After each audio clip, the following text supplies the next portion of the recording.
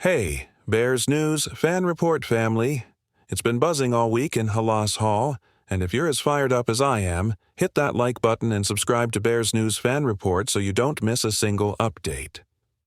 There's a storm of speculation brewing around a cornerstone of Chicago's offensive front, an athlete whose journey from first-round pick to rising star seemed locked in stone.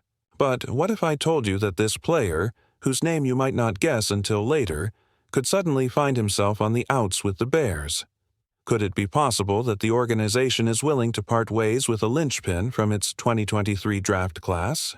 As rumors swirl, we have to ask, is this franchise ready to sever ties with a once-beloved prospect? Or is this all smoke and mirrors meant to distract us? Let's roll back the tape to understand how we arrived here. In the spring of 2023, the Bears traded down and grabbed an imposing tackle from Tennessee at number 10 overall, a move that many believed was a coup. Back then, scouts raved about his raw power, his quick feet, and a frame built for elite NFL competition. Rookie season wasn't flawless, but he demonstrated flashes of potential, logging nearly every snap at right tackle and earning praise for his tenacity. By the end of that campaign, coaches were already asking him to slide inside at guard, noting his football IQ and versatility. Nice story, right? Well, fast forward to mandatory minicamp in June of 2025, and things have taken a surprising turn. New head coach Ben Johnson, fresh off his stint in Detroit, threw the entire offensive line into the blender. Reports emerged that this player, yes, that same former top 10 pick, was being asked to try on the left tackle mantle, potentially pushing a veteran starter into a new role. Memories of his rookie struggles versus elite pass rushers began to resurface.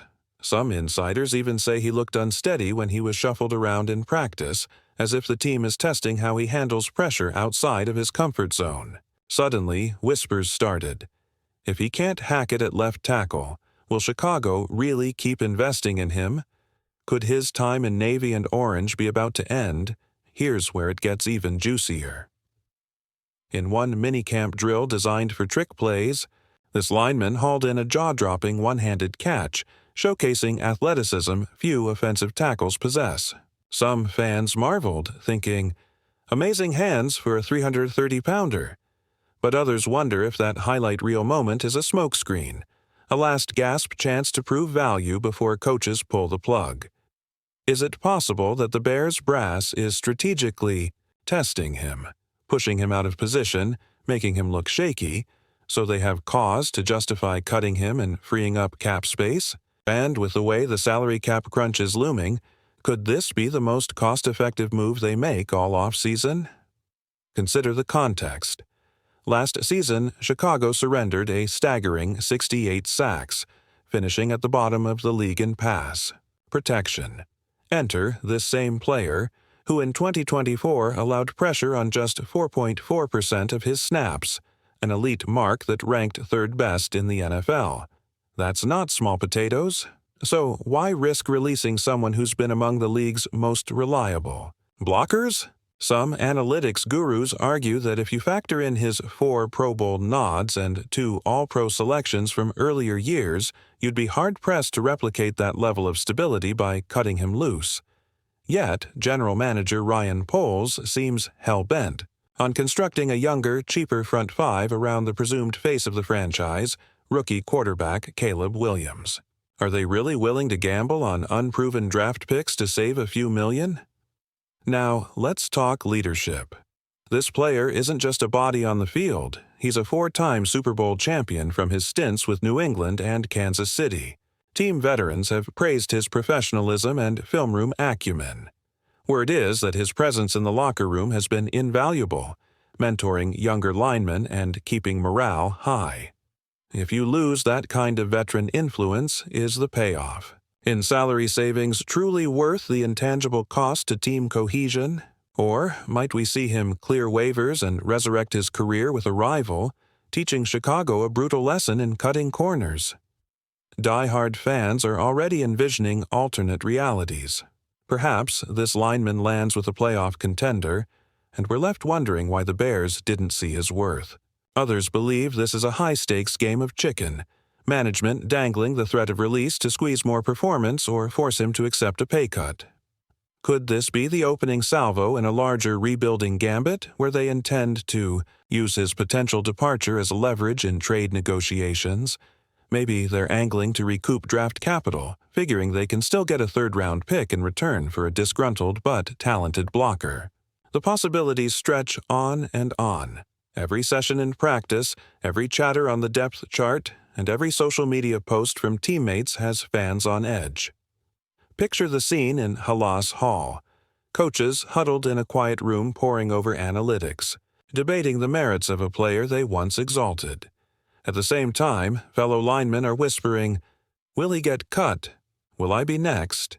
Even rookies who arrived as undrafted free agents are eyeing the drama, wondering how job security works in this locker room. Could that looming sense of uncertainty fracture what's been a close-knit unit?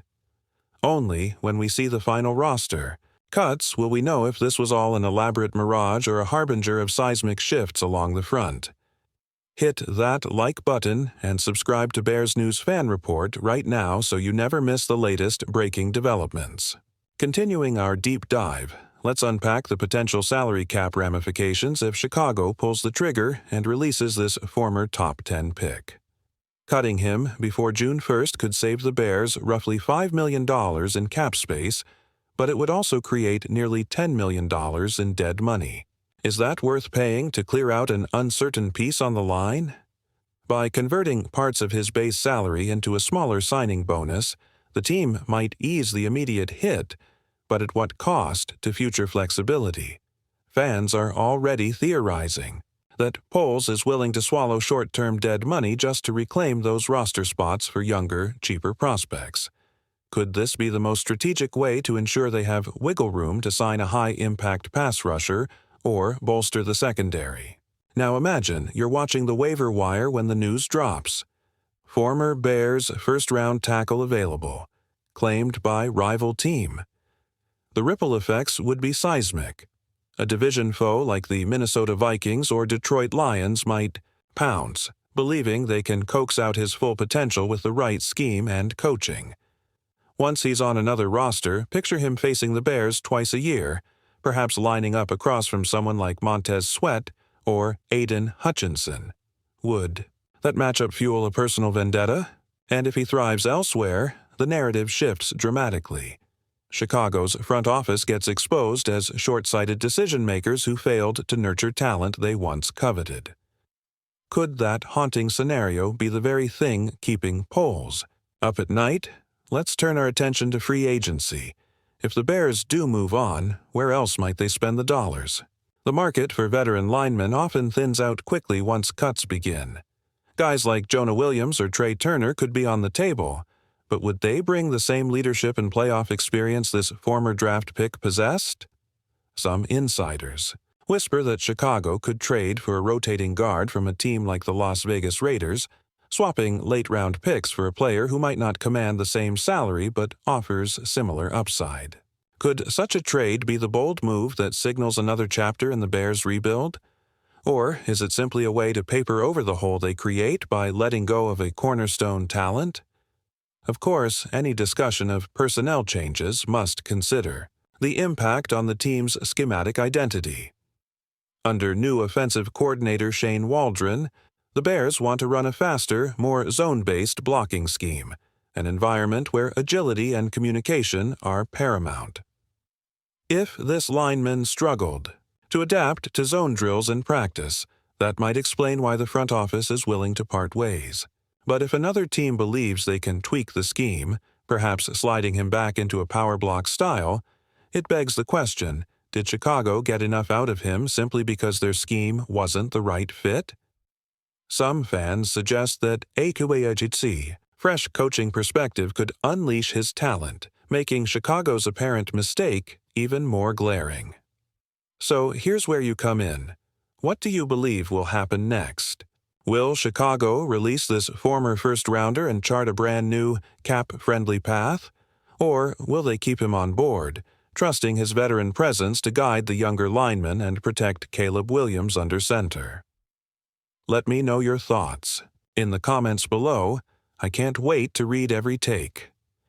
If you enjoyed this video, don't forget to leave a thumbs up, subscribe to Bears News Fan Report, and ring that notification bell so you're always in the know when news breaks. Thanks for tuning in, and as always, go Bears.